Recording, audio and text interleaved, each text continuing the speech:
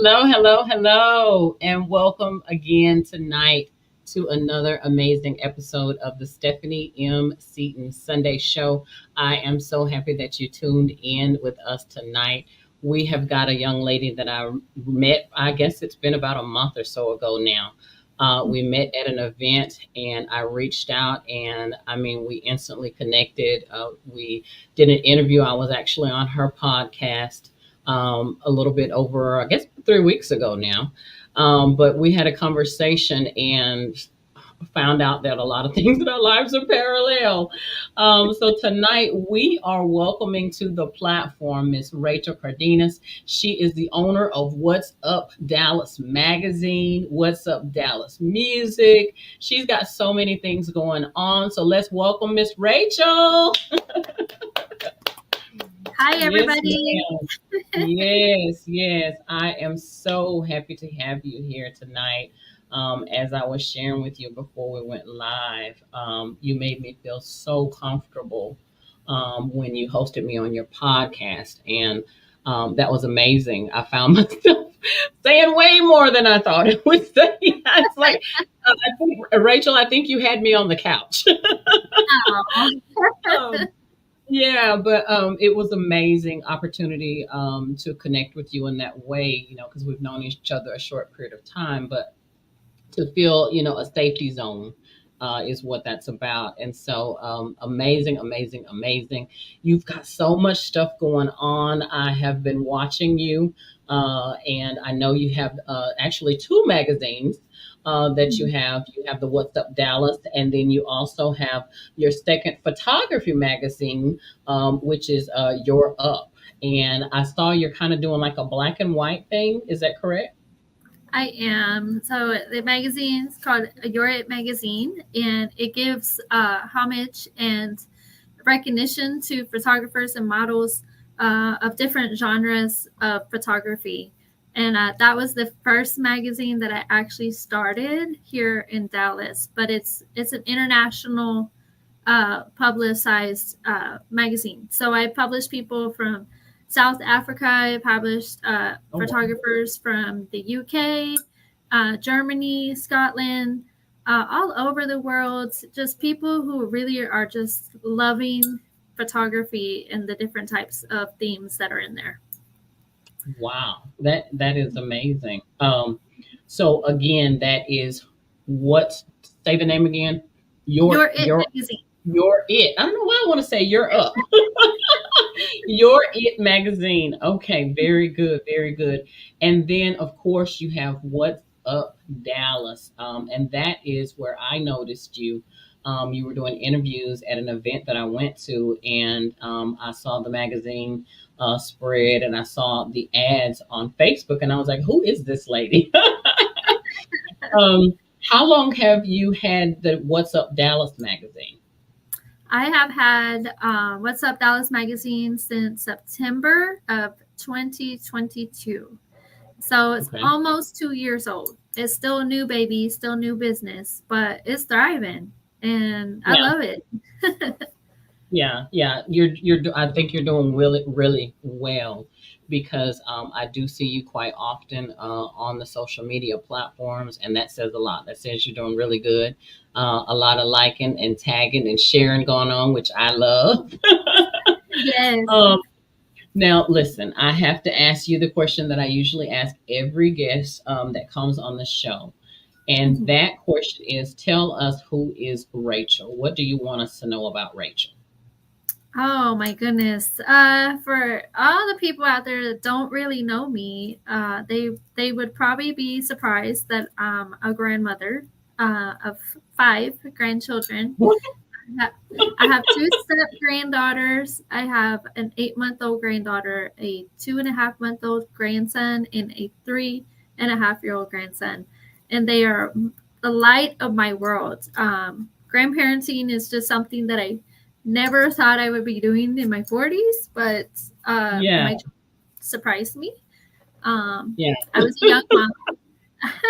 I was a young mom at the age of yeah. 17. So, my kids grew up pretty fast. And right when I hit about 38, 39 years old, I was like, there you are, young adults now and starting your own lives. So um, Rachel is also a survivor. I'm a thriver, Yeah. multi-business owner. Um, I also work part-time. I love talking to people. I love to hear their story. I'm just like trying to be an inspiration to anybody that I talk to out there. So Yeah. if anybody sees Rachel, just be like, Rachel is really that genuine person that's just trying to help people make it in this world. I tell you what, that was one of the things that caught my attention also, not just the term What's Up Dallas magazine, but what caught my attention was you had the caption, if you have an amazing or incredible story that you would Mhm. like to share, to tell your story, an inspiring story. And I was like, wow, you know, that right there, it says a lot that you're giving people the ability to have, have a voice. And so many people these days, and I talk about it a lot, of course, with the healing being, with the platform being healing, empowerment, transformation. We talk about a lot of people going through transformations of all sorts. But Mhm. to be able to come on this podcast and to be able to talk to you and do an interview or be featured in your magazine over different transformations that they have been through in their life, I mean, that's a great opportunity to offer. So I salute you for that. Thank you. Um, Tell me what family looked like for you when you were growing up. Tell us a little bit about your childhood. Mm, my childhood actually was not as beautiful as everybody that might think. I came from a very poor family.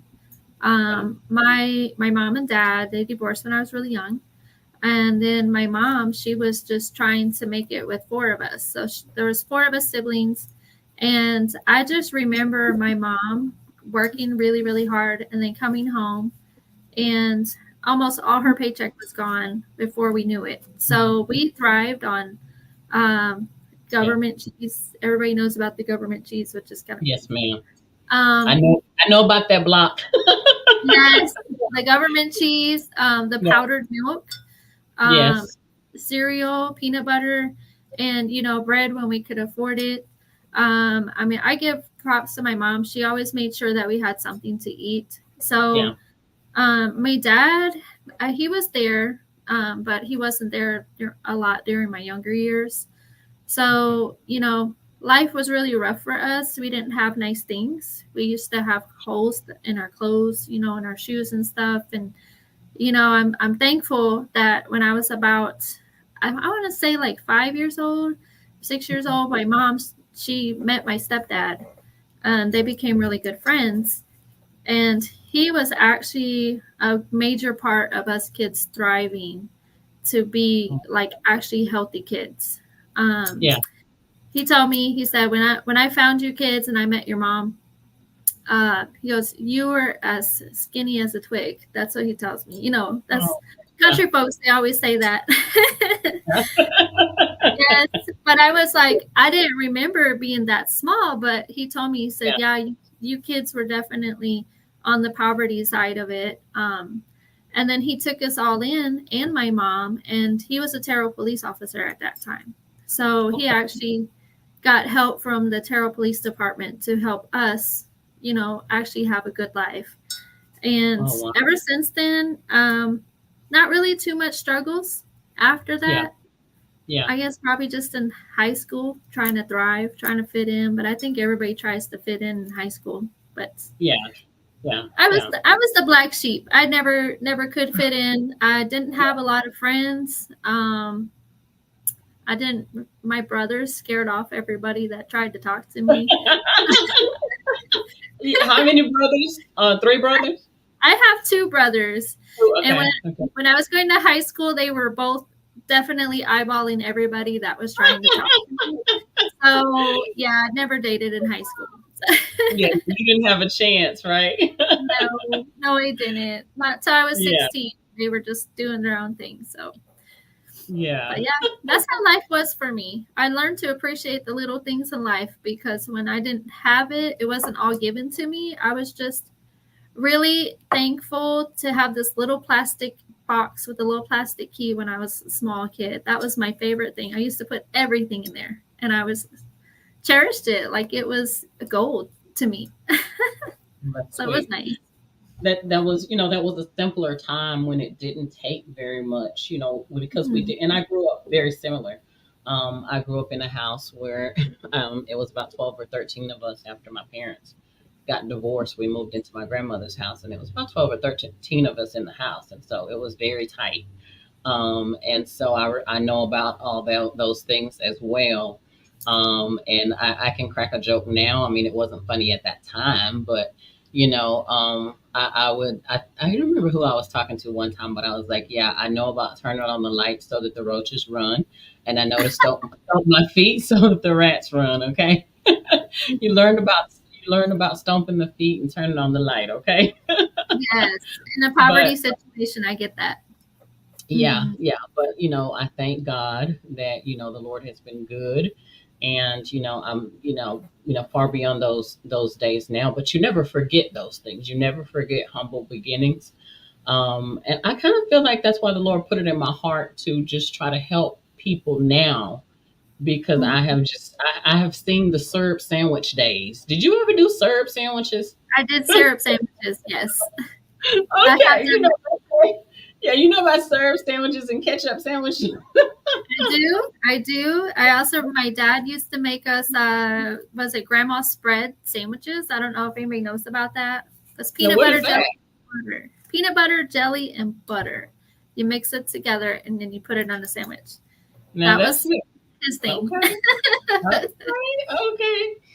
But Mhm. no, we definitely have some similarities in our stories, and there's probably so many people that can identify with the things that we're saying, and I think it's so important, Rachel, that we always, regardless of where the Lord blesses us to go to, that we always remember those days, Yeah, because it constantly keeps us in a reminder of how far the Lord has brought us, right?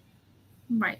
Um, Tell me a little bit about your faith. Like, at what point did your faith come into your life? I know that you're a believer. I've seen several of the quotes, and we've talked a little bit about your belief system. Kind of tell me, was your family into church or ministry when you were growing up, or what brought you to your faith?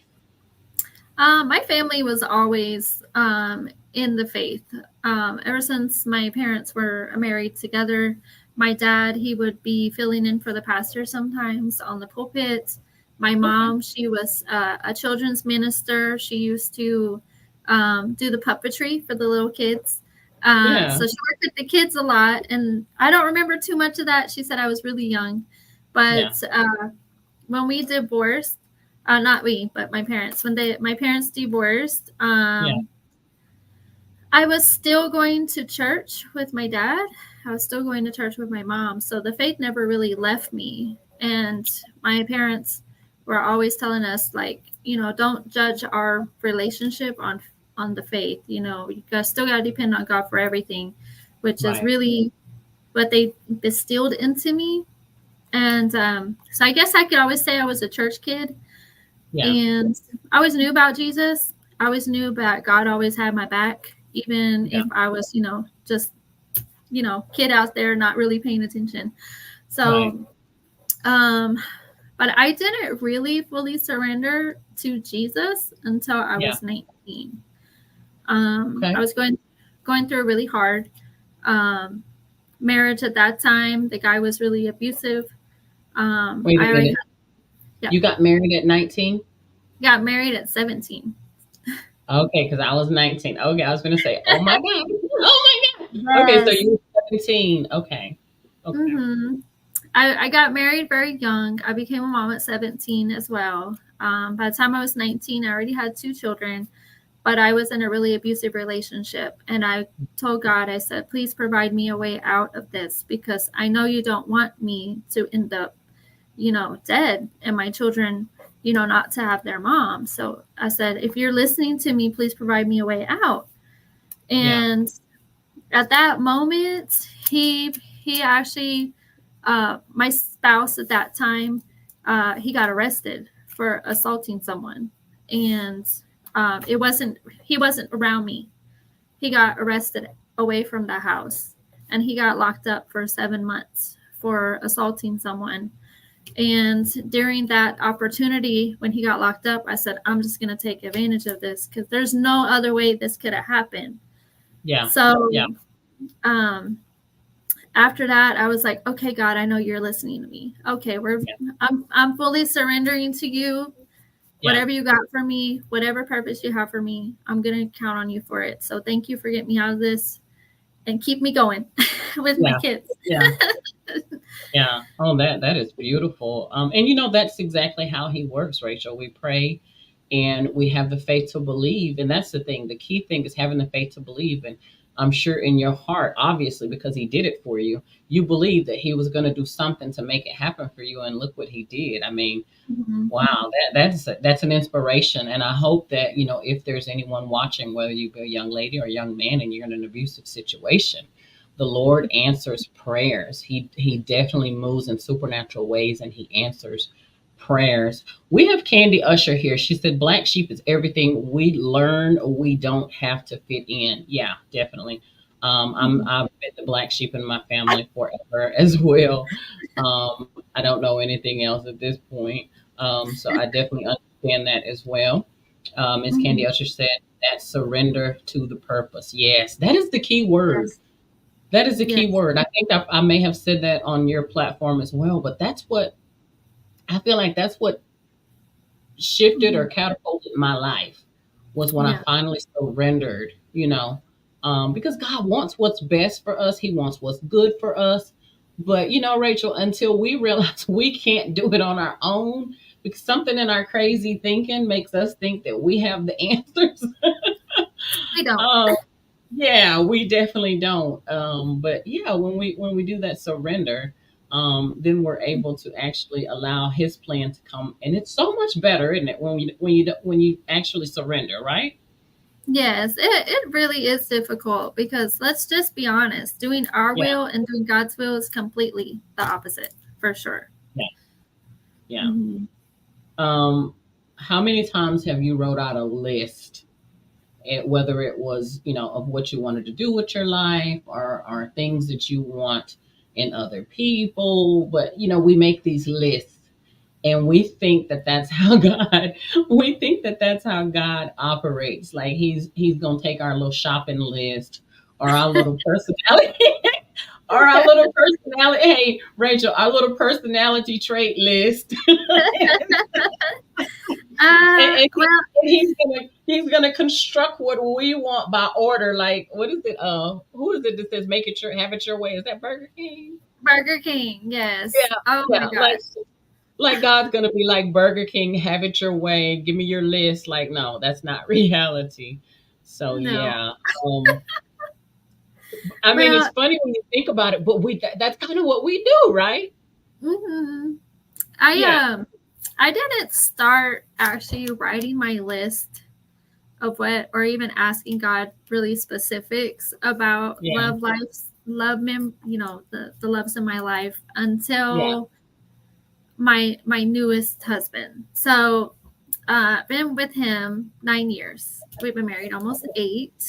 Okay. Um, but I just got tired of being in an abusive relationship, and I got tired of people taking advantage of me. So Yeah. they would they would love the way I care for them, but they wouldn't love me and they wouldn't love my kids. So even though Mm, like I was my second marriage, even though I was married to him, I still felt like a single mom. Like I was still taking care of my kids, no help.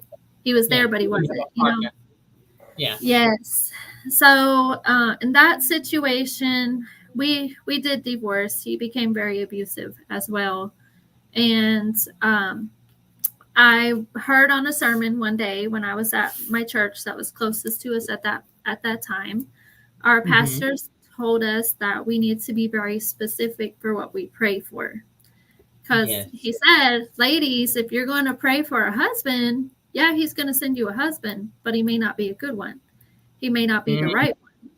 Yeah. So when you pray to God, you got to be specific. If you say, God, Very. I need money. Okay, well, God can give you money, but what do you need it for? What are the specifics? How is He going to give Yeah. it to you? Like, Mhm. So I prayed that God would send me someone that would go to church with me. I never had any spouse of mine go to church with me. Hmm. I had somebody that was going to love God, love me, Yeah. love my children, work hard, Yeah. not be tempted by drugs or alcohol or partying, and Yeah. somebody that really wanted a family, like really, really wanted a family. Yeah. So then I met my husband now, and he's everything on that list except for he's a lot more than I asked for. Oh. Because he's Yeah. like some of the things that he does, I'm just like, I didn't ask God for that, but I'm thankful for it. Like he's got a Yeah. passion for helping others. Yeah. Um, he has a passion for the grandkids. Like you ever see him with our grandkids and stuff. Oh my gosh, he's like the biggest kid in the room. Um, yes, Yeah. they're all over him. Like it's just one of those things that I'm just like, I thank you, God, that you really listen to my list. But Yeah. to encourage women out there who are looking for a husband, listen up, ladies, be Yeah. specific, especially Yeah. if you've been in that fight for trying to find love, or the idea of being in love. You have to be specific when you talk to God about anything. Work too. Yeah. That is true. Miss Charity Anderson said, being specific is everything." Yes, ma'am. Yes, ma'am. Mhm. And I am praying that the Lord sends me a spouse, and I have a short list, Yeah, but that I got this.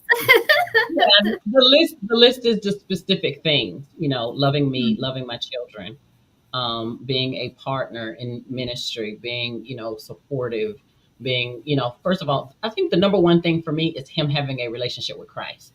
Because I feel like as long as he has a real relationship with Christ, everything else is going to fall in line. You see what I'm saying?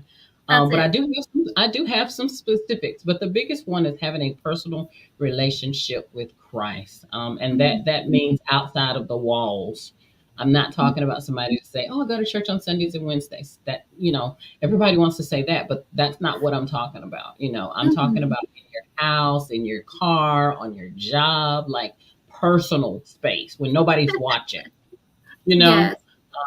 and so, Yeah. but yeah, Miss Charity said, and he will do just that. Yes, ma'am, Charity. Hey, I'm holding out. I'm holding out. I know that he is coming soon. It's like I can sense it.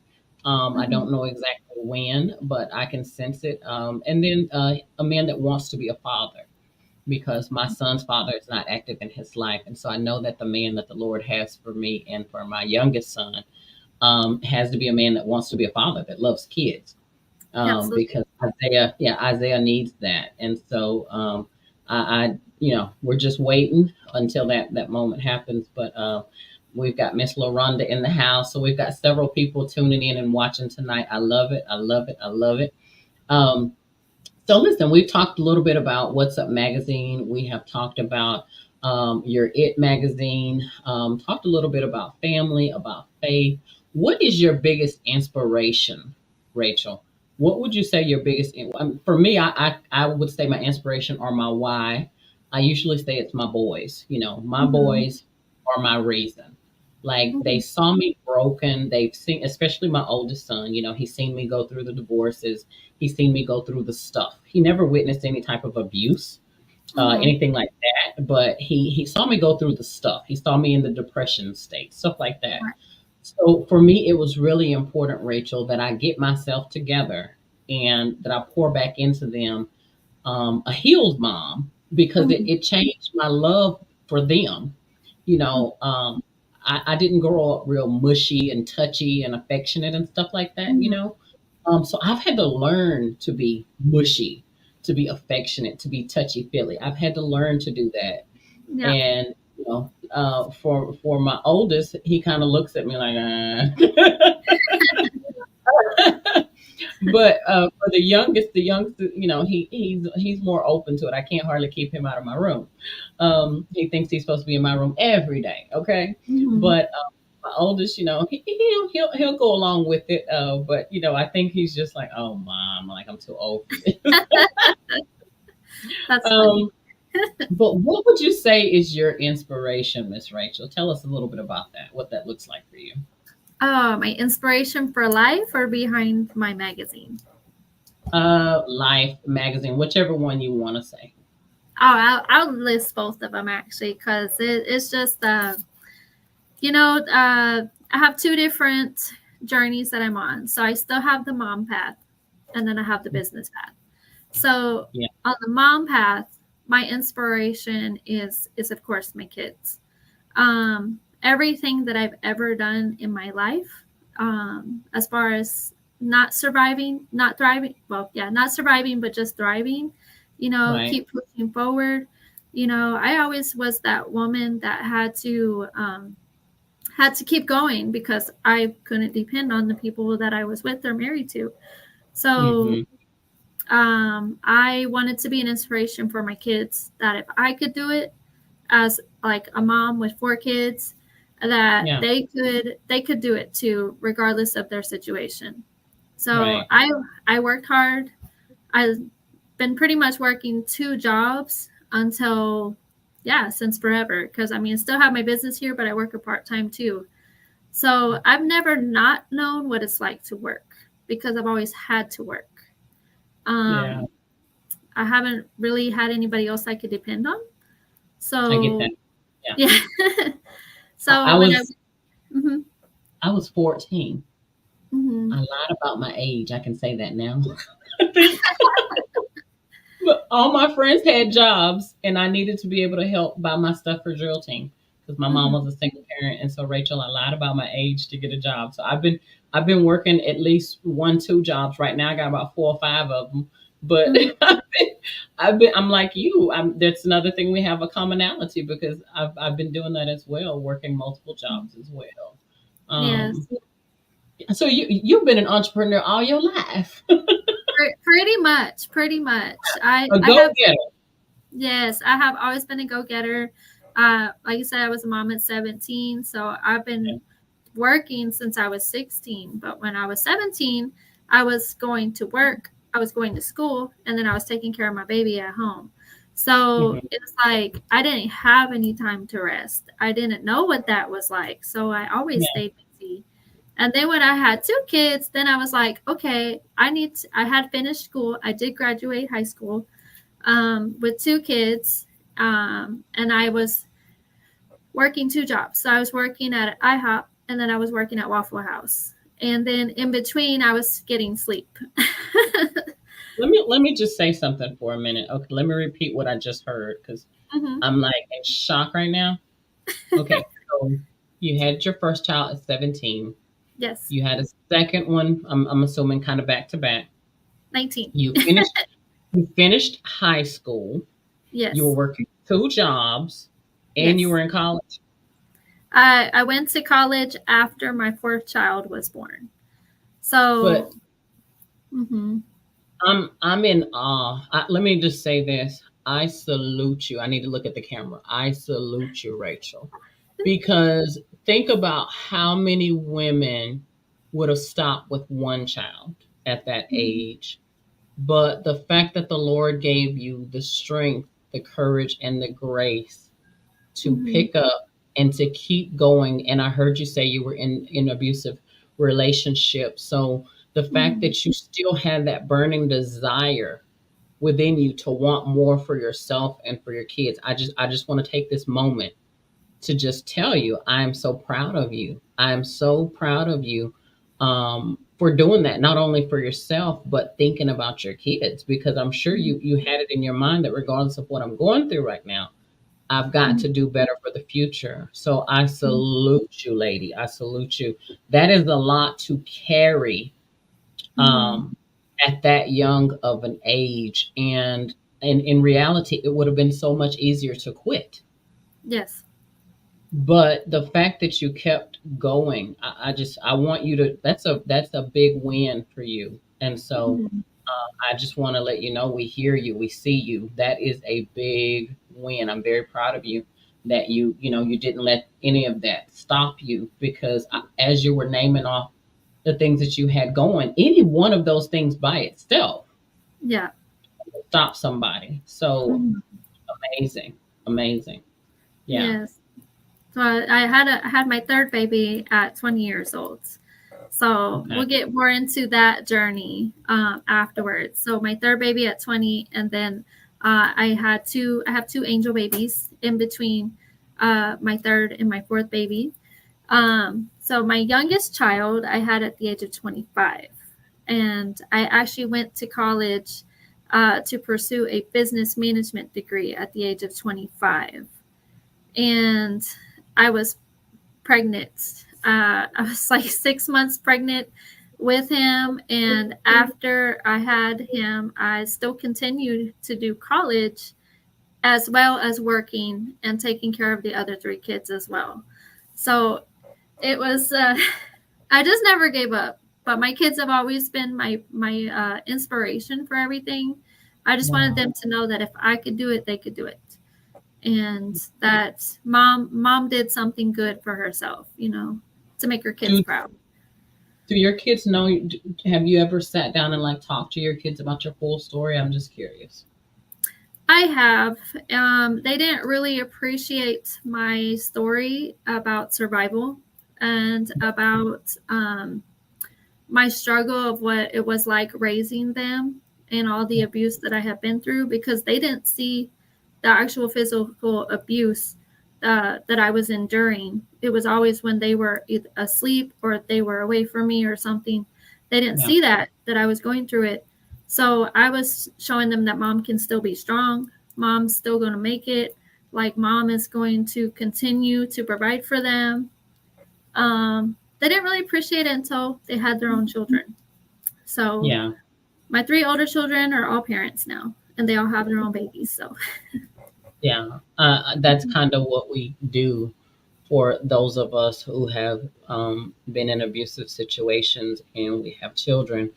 Candy Usher, she just said, "What we hide from them, we try our best to protect the children, mm-hmm. um, and at the same time not let them know the real deal." But then the aftermath is we have to, at some point, they want to know, well, what happened? Why didn't the marriage work? And you try your Mm-hmm. best so hard to protect the other person, to protect the other people, should I say. Mm-hmm. Um, but sometimes, you do have to kind of tell your truth. But I can imagine that that's I know it was challenging for me to talk about some things with my older son. Mm-hmm. So I can only imagine. But, I think that I don't think we necessarily owe it to them, but I think it helps them to understand who we are as their mothers, as their Mm-hmm. fathers. When they kind of know our journey a little bit. I think Mm-hmm. that we can have a one sided vision of our parents. Would you agree with that? I agree. Yeah, I never saw my parents argue. Honestly, if they ever argued about something, it was always behind closed doors and probably while we were sleeping. yeah, So it's like my parents wanted to preserve that around us kids. They told us that whenever they had adult discussion, that they called it discussion instead of arguing, but they taught us that, what parents talk about. I guess this is old generation talk, older generation, but whenever parents are talking, the kids don't have to be in the business. The parents are just talking about big people stuff. That's what they called it. yeah, And so anytime I learned to respect my parents because of that, because we never saw them argue. We just know that they're like, hey, mom and dad, I need to go talk. We'll be back with your answer. Like, say it was somebody coming over to stay the night, or if it was to make an expense for one of us kids, they had to talk about it, but we never heard what they were talking about. yeah, So yeah. I I, just I, never seen my parents argue. So it's just it wasn't something that I was used to. I just knew my parents yeah, were divorced when I was young. That's all I know. yeah. Mm-hmm. Let me ask you this, and this is a big word. Mm-hmm. What do you think of when I say the word divorce? I guess for me it would be broken home. Yeah, Um, that's what comes to mind. But yeah, there are a lot of couples out there who are married not divorced in broken homes. And let's be Wait a minute. Ooh, slow down. honest. Listen. Listen, Mhm, you said a lot right there. mhm, Oh my God. Say that again, but say it slow. Say that mhm. again. When we think of the word divorce, the word that comes to me is broken home. But Hmm. there are a lot of people that are still married that are still Mm, in broken homes. Jesus. Yes, Hmm. Rachel. Yes. Wow. And whew, mm, That's real talk. That's real talk. A lot of people don't talk about that. But yeah. Yeah. mhm, And you know what? I think well I know for myself I've seen some things like I've even played a part in it. Let me be honest. Let me be open. I there was a point in time where I was buying my own birthday presents. I was buying my own Christmas presents. I was buying my own gifts for everything because I was married to a spouse who wouldn't do those things. And I could mhm, not dare tell my family those things.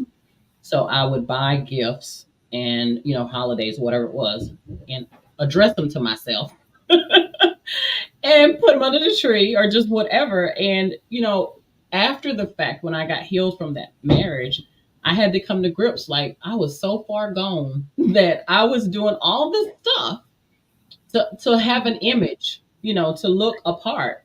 And you got, it's really crazy when you really sit back and look at it. But I remember that.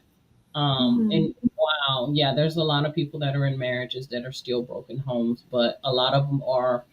I think it's this fantasy facade that people put on. They don't want people to know. It's kind of like we get Facebook ready, Yeah. when lights, camera, action. Everybody's on this picture, but you don't know before they took the click. It's like if we don't get on this picture, I'm gonna beat you. Mhm. Yeah. Yeah, it's those.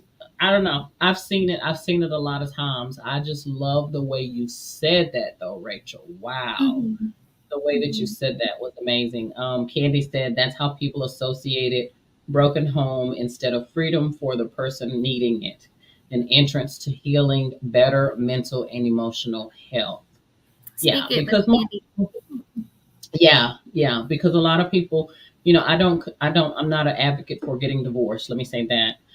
But I do say when it comes to your mental, physical, emotional health, Mhm, you've got to do what you spiritual. You have got to do mhm, what you've got to do to be able to stay here.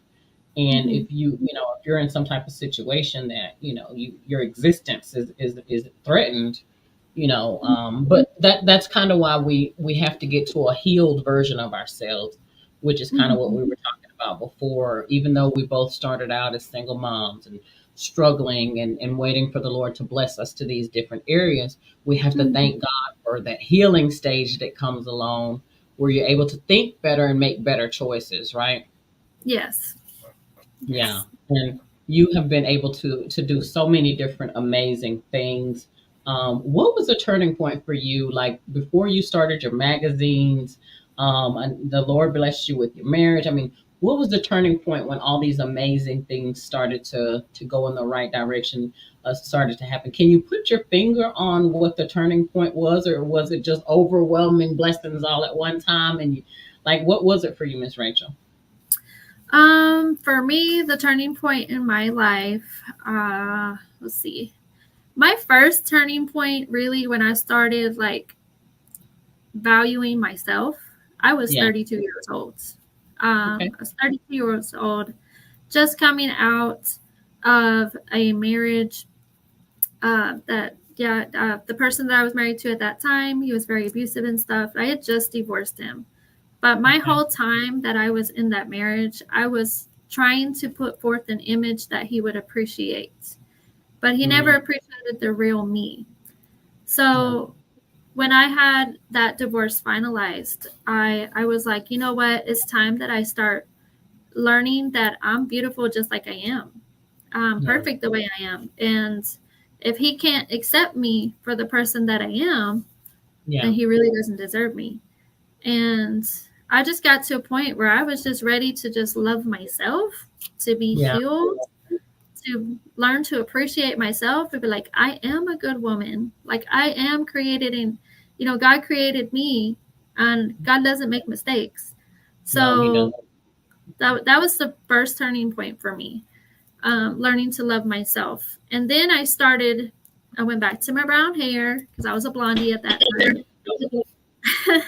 Okay. I went back to my brown hair. I started taking better care of myself. I started eating better. I started getting a more sound sleep. And you're probably the first person I'm going to tell this to on an interview.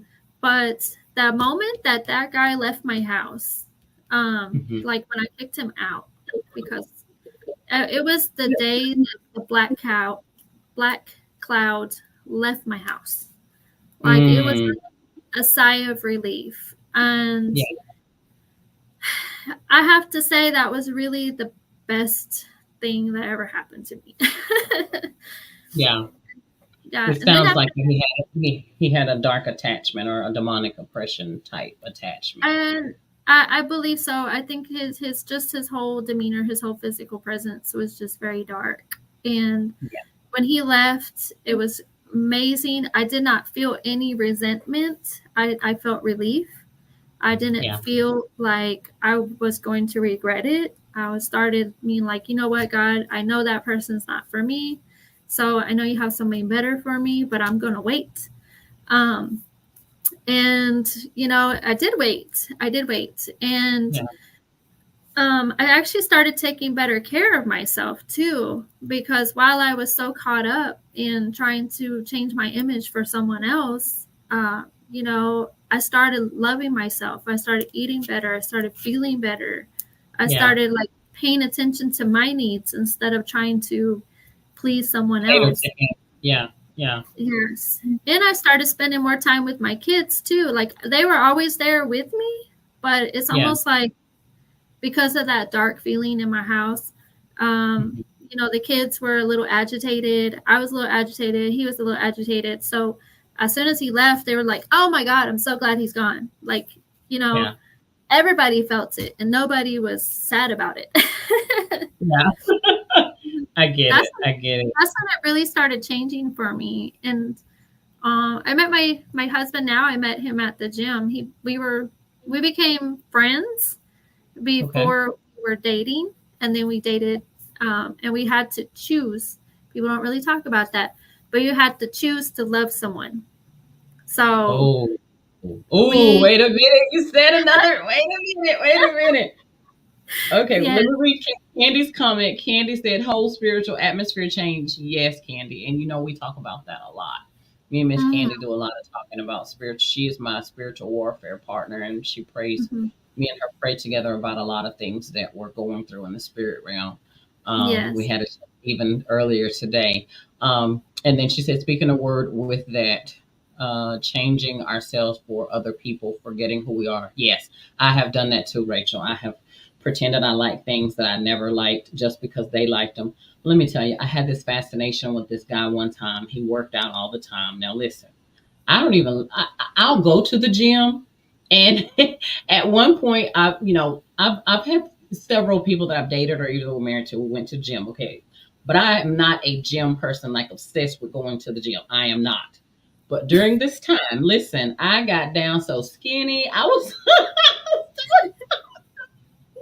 doing all this gym stuff just to see this person, just to be around this person, just wearing myself out, just wearing myself out. Do you hear me? mm-hmm, And listen, the things we do, right? mm-hmm, But yeah, so I'm laughing. Um, yeah. So that was your inspirational point. With that cloud, that's presence, that demonic oppression leaving your house, and I can only imagine mm-hmm. what that atmosphere felt like with freedom and peace. Yes. Um, So, what is next for you? You've got the two magazines.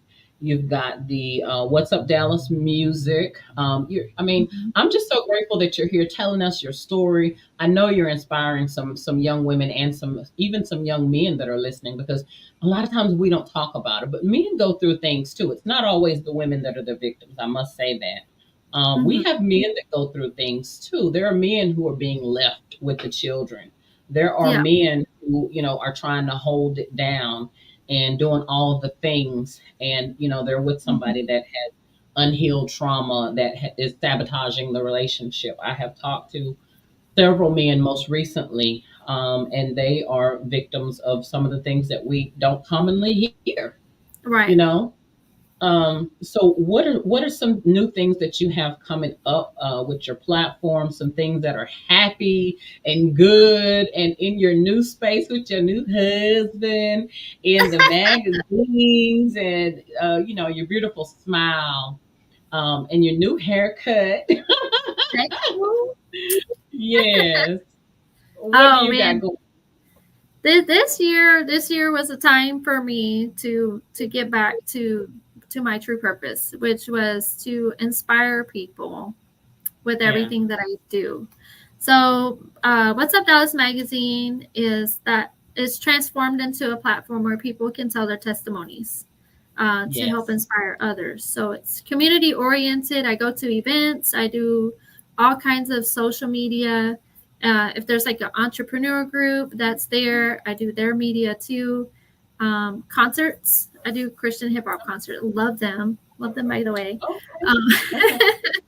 and I also talk to like really awesome people in the community, and I help bring out like the awareness that these people are actually there to help them. Right. So, as far as What's Up Dallas magazine, we're going to continue with interviews. I have at least, I want to say 20 people on my roster. So, I'm going to try to release one interview every week instead of doing it like I get a whole year of content. We'll just say that. Yeah. So, 4 pages of guests. The people that are the music artists that I'm going to be interviewing are going to go on my What's Up Dallas Music YouTube channel. Okay. Um, Okay. I feel it's time I separate the two Okay. because I already have so many music artists that have testimonials and they want to talk about their music. And there's also the Okay. community leaders. So I'm going to Fine. split them Separate the up. two. Okay. That Yes. sounds like a good thing. Hmm. What kind of events do you have? Like, you have any in person or online events coming up that you want to let the viewers know about? My goal is to eventually throw a gala. If I get enough sponsors, I want to throw a gala to help raise money for Okay. the community partners that we have. So there's a lot of community outreach centers that we've been interviewing on our channel. Some that we go to their shows, like there's a recovery center, there's a rescue center in Oak Cliff that we just did an event at actually, Hmm. and they're open 24/7. So anytime someone has a drug addiction or if they need to be rescued, they need prayer, they need food, they need drinks or something like that, there's a rescue center in Oak Cliff, and that is there for them. So kind of want to give back to that one. The recovery center is called the Well Recovery Center, Okay. and they actually have a number where people can call if they need to be picked up. Like say they're in like a drug addiction situation, they can't get out. They need help. Like if they really want the help, the recovery center is there. It's 24/7 as well. Um, Wow. Her Future Matters is a domestic violence and breast cancer awareness organization that we're going to be interviewing here a little while later. And their story, their founder too, also has a really amazing story. So we kind of want to give back to them as well. And then um, there's another one called Jasmine's Beats, where she actually provides a place where people with disabilities or mental health disorders, they can actually go there and still learn how to dance. Even it's like Oh, adaptive dance therapy, and yeah. Yeah. kind of want to get back to them. And then also the Courageous Conquerors. I don't know if they're watching this right now, but Cynthia Ferguson has a really amazing story too, and kind of want to get back to her too because she's really awesome. I just want to celebrate the community that we've already networked with. That's really what I want to do. Bring them all together. I love that. I love that. Well, listen, if there's anything I can do, if any of those guests want to be able to come on my platform and tell their story, please direct them over to me, because that's what it's about. It's about us giving people an opportunity to tell their stories. And so I'm Mm-hmm. definitely interested in partnering with you if you want to do that. And I've got some upcoming things coming up. I'll talk to you off camera about some of those, some opportunities we can partner together for change and for Mm-hmm. social events. Um, Tell us a little bit about your contact information. I know you have Facebook pages. How can people get in touch with you if they want to partner with you, if they want to make a donation to your organization? How can they get in touch with you, Miss Rachel?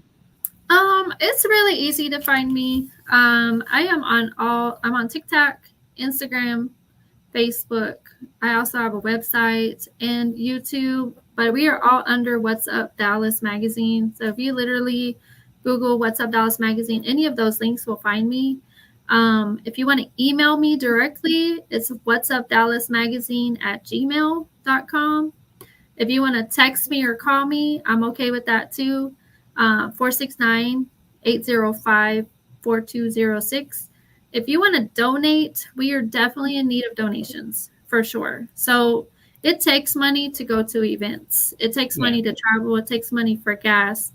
yeah, And we're looking for donations and sponsors, like full time sponsors. But you can donate at What's Up Dallas Donate, and that's going to be on Cash App. So that's the only way we have to donate right now.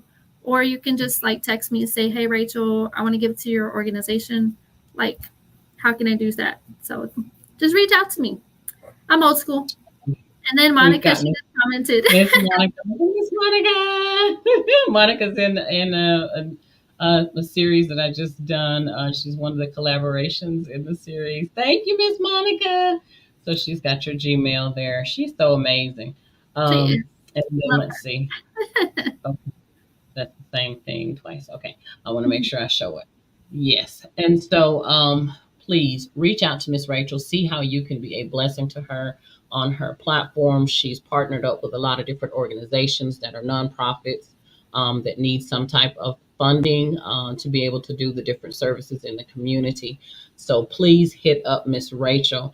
Listen, Miss Rachel, it has been amazing talking to you tonight.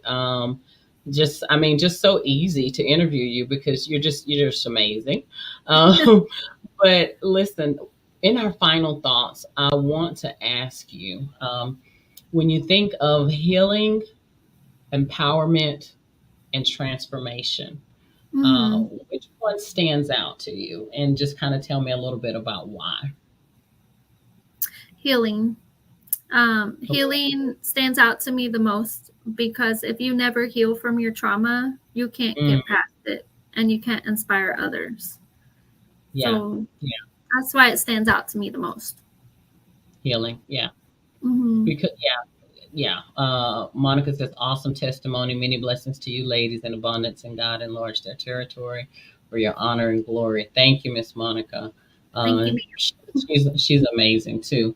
But healing is definitely the beginning Hmm. because if you don't get healed, you can't have empowerment nor transformation because you would stay stuck.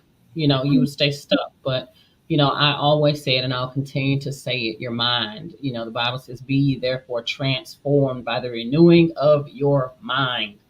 So, Hmm. regardless of what you've got going on, you still have to get up, put those clothes on, go to school with those two, get somebody to help you with those two babies, those three babies, whatever you got to do, you've got to, get it done because at the end of the day, it's going to pay off. It may be tough, whatever situations you're facing.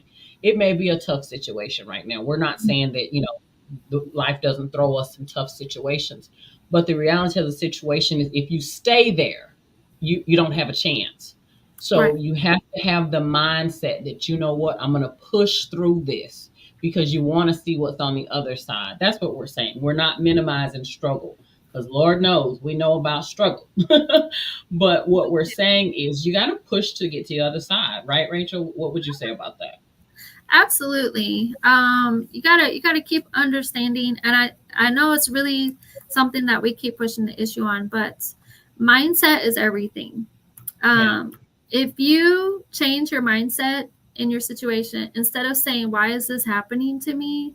I don't Mm-hmm. understand it. Why, God, why is this happening to me? If you Yeah. change it around and you start understanding that God is building a character for the Woo! Yes. your Yeah. mindset will change a whole lot better, Yeah. because I never really questioned God why I was going through what I was going through. But I Yeah. tell my kids, especially my girls now, I said, what I went through when I was younger is so I can help you overcome what you might experience. Or If they maybe there's, listen. yes, if there's a young adult out there, a young kid, a young mom out there that needs some inspiration, I was like, if my story can change somebody's perception and give them hope, even if it's just one person, I'm okay with that, because that means it's worth it. But you have to Yeah. change the mindset. Yeah. I mean, you said pretty much what I feel in my heart as well. Mm-hmm. I don't go around telling my business just to be telling my business. The Lord Mm-hmm. told me to be transparent. He told me that people needed real stories. They need real testimonies. People Mm-hmm. need to hear that, okay, I see you praising God over here doing all these things now, but what did you get delivered from? We need to talk about that stuff. Where did Mm-hmm. you come from? What did God deliver you from, set you free from? Because people are in bondage, they're struggling from things. And if nobody's bold enough or transparent enough to say, listen, I struggled with alcoholism, with promiscuity, with drugs, with whatever, but the Lord delivered me, then what inspiration, what hope do we have for people? People want to Right. see evidence. Am I right? That's They it. want to hear, they want to, yeah, they want to see evidence, especially in the society that we live in now. You Mm-hmm. can't go to people these days talking to them about a God that they can't see what he's doing. You've got Mm-hmm. to be able to give them some revelation. Tell them what you were addicted to. Tell them how you got changed and you did not do it on your own. We Mm-hmm. have to be able to be more vocal and real. I think the key word is real. Yeah. That's it. Because that is what is going to lead people to the cross when they see the real power of the cross. And so, Yes. listen, you kind of went into my last thing. I was going to ask you what would you say to your younger self, but you kind of already kind of said it. But did you want to add anything to that? What would you say to your younger self? Because you kind of addressed the younger women, but I do. I want to say something. So, if I was to go back and say something to my younger self, I yeah, would tell myself that to not be so hard on myself for finding love. That God's mm, love is perfect and God's love is always there. And mm, even though people may fail me, God will never mm, fail me. And I think that's probably the most important lesson that I've learned in my journey, yeah, that God has always been there, and, to rely on Him a little bit more. Just trust God. Like those two words, trust God. That's yeah. that's really what I would tell myself. Yeah. That's beautiful. Wow. Hmm. Mm, um. Wow. Yeah, I would say that to myself too. I would say trust him sooner. Hmm. I would say trust him sooner. Because looking for love in all the wrong places gets you in a lot of stuff. It Yeah. gets you in a lot of stuff. But I thank God, and I'm going to close on this note. There's a song by this group called Maverick City, Hmm. and what is it? Oh gosh, just before I said it, um, it doesn't make sense. He says they say um something about oh before right now. But anyway, in the song they say, I should have lost my mind, but you stepped in right on time. And Hmm. then they say the line that I wouldn't have been mad at you back then if I would have known now what I know now back then. And I thought I heard that song last night and I had a whole praise moment. I'm telling you, because Mm. I have openly confessed about how I was angry with God because he Yeah. let all these things happen to me, Rachel. But when I Hmm. heard that song, and I played that song about 3 or 4 times, and I heard that line, and he said, I would not have been mad at you, God, if I Hmm. had known then what I know right now, because it all makes sense. And he says it in the song. that it all makes sense now. All the things that happened that he allowed to happen were part of the plan, were part of the blessing. And I was just like, oh my God. But listen, Mhm. that song right there, and I wish I could think of the name of the song, but I can't think of it. But it's by Maverick City, and they Mhm. sing, and it says, "Things make sense." Right. You know, I'll think of it after the broadcast is over. You know, I'm going to think of it Yeah. after the We're both broadcast. gonna Google it. Yeah, we're going to Google it. If somebody's watching, I wish you could just throw it in the comments because I know everybody knows this song. It's so popular right now. Mhm. Um, looking back now or something. Anyway, Miss Rachel, I love you, lady. Thank you so Me much for too. being here tonight. Stay there for just a minute. I want to talk to you about a couple things. Thank you so much for tuning in tonight to another amazing episode, the Stephanie M. Seaton Sunday Show. We will be back on Thursday night. Thursday night, we will have an amazing author here, Mr. Andre Hooper will be here, and he will be talking about his book series. He has got some amazing things going on. He has created characters, and I'll let him describe it, but he has a whole, I would call it like sci fi line, animation line, and stories are just amazing. And they go all the way back to culture and history. And he's got all of these superheroes. And so I thought that was just amazing. I met him at an author event not too long ago. So make sure you tune in on Thursday night, 7:30. We're going to have an amazing interview. Thank you, Miss Rachel. You can catch this edition on Rachel's platforms as well as on my YouTube channel, the Stephanie M. Seaton Sunday Show. We'll also be sharing it. And please like, tag, and share all over Facebook so that this can inspire and touch someone. Again, everything is about healing, empowerment, and transformation. So thank you so much